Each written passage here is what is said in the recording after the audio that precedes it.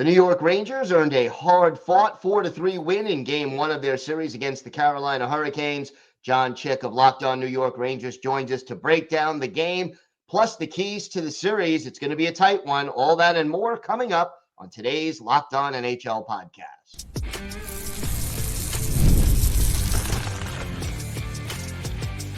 You're Locked On NHL, your daily podcast on the National Hockey League. Part of the Locked On Podcast Network, your team every day. Gil Martin here, and welcome everybody to the Monday edition of the Locked On NHL podcast, part of the Locked On Podcast Network, your team every day. I want to thank everyone who makes Locked On NHL your first listen every day. Don't forget to subscribe on YouTube or wherever you get your podcasts so you can get new episodes as soon as they drop. Today's episode is brought to you by Monopoly Go. Game off. We got to talk more about Monopoly Go, the fast-paced game that lets you team up with friends for tournaments to unlock awesome prizes like unique stickers for trading, cool playing pieces, and hilarious emojis for taunting your friends. So download Monopoly Go, now free on Google Play or the App Store. Game on.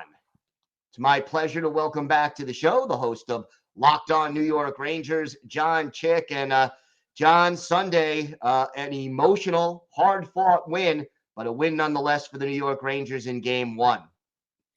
Yeah, absolutely. One of those games where I think it's kind of setting the stage for what we're going to see throughout this series. Obviously, you got two incredibly talented teams, two teams that I don't really think have a ton of glaring weaknesses. And obviously, right before we hit record there, Gil, when the Canes scored with like a minute 45 left, my first reaction was, of course, nothing can be easy. I can't just enjoy the last few seconds ticking off here. We got to have a little bit of chaos at the end, but it is what it is, man. It's the Stanley Cup playoffs, and when you've got two teams this good and with this many weapons, something like that can happen, and that's why you're up by 2 goals there and not 1, I suppose. They found a way to get it done.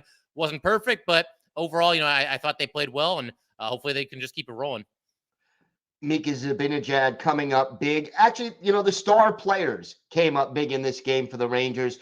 Talk about that and how important is it for them for the rest of the series? It's huge. You'll eventually need, some of the complementary players to, chip in and get some goals. But cliche or not, this time of the year is when you need your best players to be your best players. And Mika Zibanejad was fantastic. Obviously, the 2 goals are really going to stick out. But, he was all over the ice, playing good defensive hockey, winning a couple of key faceoffs late in that game as well when the game is basically hanging in the balance. So Mika, he went through a tough patch this year. He went about like 2 months, I think it was, without scoring an even strength goal. And he was hearing it from some of the fans. And I even talked about it too. We do need a little bit more from Mika, but the guy's a heck of a player, just a do-it-all center. He was there when they needed him in this game in every aspect of the game. And then Panarin, of course, he ends up with the game winner. And, he's kind of under a microscope this year because, the playoffs last year were just kind of a disaster for him. But he's obviously answered the bell, played a lot better. And the thing that I love about the Panarin goal, and I tweeted this out while the game was happening. You get the 2-on-1 there. The pass wasn't really there. The defenseman did a good job taking that pass away. I think in the pass, Panarin, because he is so selfless and he wants to set up his buddies for goals, he probably would have tried to force the pass anyway. But he's got such a lethal shot. You want him to use it more, and he has this year, and he did there. And, man, this game might still be going in overtime if that didn't happen because, they would have only been up 3-2, and maybe the Canes tie it late. But just great job by Panarin there, great job by Mika, and Igor was awesome too. So yeah, the stars were definitely out in this game for the Rangers. Special teams, a big part of this for the Rangers. Two power play goals, perfect on the PK. Both of these teams have excellent special teams. So talk a little bit about the importance of it for the rest of this series. Yeah, Zach and I talked quite a bit about that in our series preview episode edition. And what can you say? 2 elite units. I think both teams were top 3 in both power play and penalty kill in the regular season. And it was nice to see the Rangers kind of get the jump on them. I don't know how many power plays the Canes ended up getting. It had to be at least like 5 or 6, I think. And the Rangers did a really nice job there, shutting it down. And then, of course, converting on the power play themselves and converting early in both power plays. The first one was, I think, 8 or 9 seconds. Second one was like 14 seconds. And the thing I love about the Ranger power play, there's a lot to like there, but they look about as creative and unpredictable as they've looked all season. They've had a great power play all season. At times, you get into kind of a little bit of a rut, though, where maybe you're trying to force a one-timer to Mika. Now, guys are moving all over the ice, and I've been watching them all season, And I'm not sure what they're about to do with the puck, like in a good way, though. They're that unpredictable and that creative right now that you can watch them all season, and it feels like they're showing some new looks and trying some different things. And obviously, worked great against the Caps. They were great on the power play in that series, and solid start here for round 2 against the Canes. You mentioned Igor Shesterkin. I mean, he struggled early in the season, came on really well later. How important is his play going to be? And what was the big difference between the slow start and the strong finish in his game? Yeah, I mean, overall, I thought he started this season well. It was kind of like those middle months. I think December is when he got into his funk, and then January is when it got, pretty bad. The entire team at that time was not playing well in January, so that didn't help either. But, I think overall he just kind of found his confidence. He's trusting his instincts, and he just, you watch him go about his business in these playoff games, and it just seems like his head is in a really good place. He's not getting too high or too low. An example I used not too long ago was Game 3 against the Caps. Gave up a soft goal at the start of that game, shut them down the rest of the way. And in this game, he'll have better statistical games than this. But anybody that watched this game, I mean, he was doing his thing. And of course, the Ranger penalty kill was awesome. And you know what? A little bit of a cliche, but you need your goalie to be your best penalty killer. And I think he was. And the other thing, too, is he's really buckling down in clutch situations. And that's what the best goalies do. They give you those saves when you really, really need them. Obviously, got late in this game, minute 45 left. It's a 1-goal game, and he made a couple of saves down the stretch there as well. All the confidence in the world in Igor Shesterkin. You never know what can happen. Goalie is such a volatile position, but man, he looks good right now. And it's one of those things where if you're going to beat him, I mean, it's got to be like a second or third chance or like a crazy deflection. We saw the puck take a crazy bounce on the Canes' first goal of this game. It's tough to beat him clean right now, and that's obviously a good thing for the Rangers. Talk to me about the keys to winning this series, because these are two very evenly matched teams on paper. Yeah, so I think you can start with special teams. We touched on that a little bit, but when you've got two elite units like this, I think it's absolutely huge. And it's funny because, at times, Ranger fans and even just general hockey fans, they'll talk about the Rangers and not the best 5v5 team. I mean, I think that's overstated in the first place. But you know what? Take advantage of who you are. You have two elite special teams units.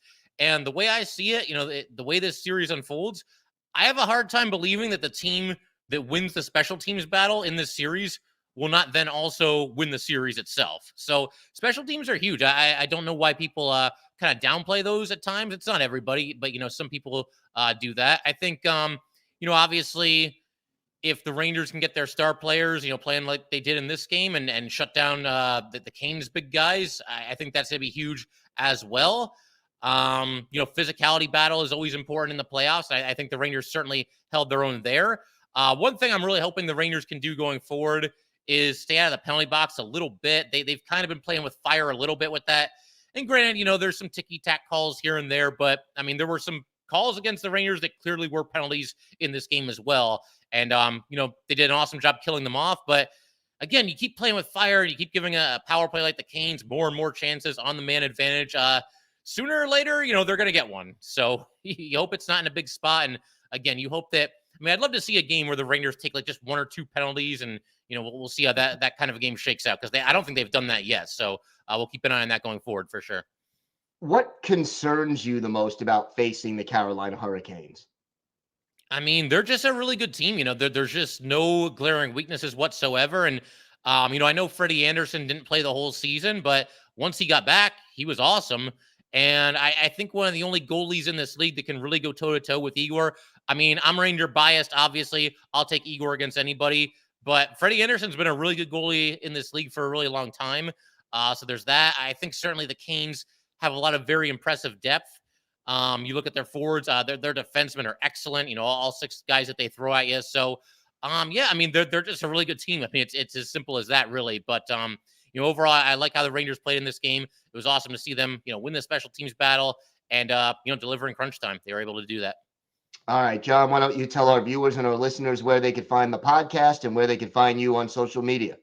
Yeah, so wherever you're watching this podcast or listening to it, Locked On Rangers is there as well. YouTube, any audio streaming platform you can possibly think of. And as far as where you can find me on social media, on Twitter, at jchik17. I'm on there. Come say hi, give me a follow, all that good stuff, and go Rangers. All right, John, thanks so much. Yes, sir. Thanks for having me, Gil.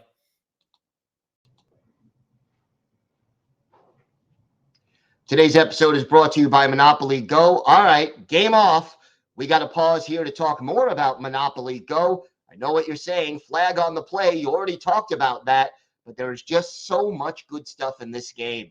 In Monopoly Go, you could team up with your friends for timed tournaments where you work together to build up each other's boards, and the more you win together, the more awesome prizes you unlock. And there's so much to get. Unique stickers that you could trade with friends to complete albums for big prizes, cool new playing pieces to travel the boards with, and hilarious emojis for taunting friends when you smash their buildings or heist their vaults. Plus, Monopoly Go feels new and exciting every day with constantly changing tournaments and challenges. A ton include their own unique mini games like digging for treasure or a robot pachinko machine, and there's always new timed events that help you win big, like massive multipliers for everything you win or rent frenzies. There's always something fun to discover in Monopoly Go, so get off the bench and go to download it free now on Google Play or the App Store. Game on!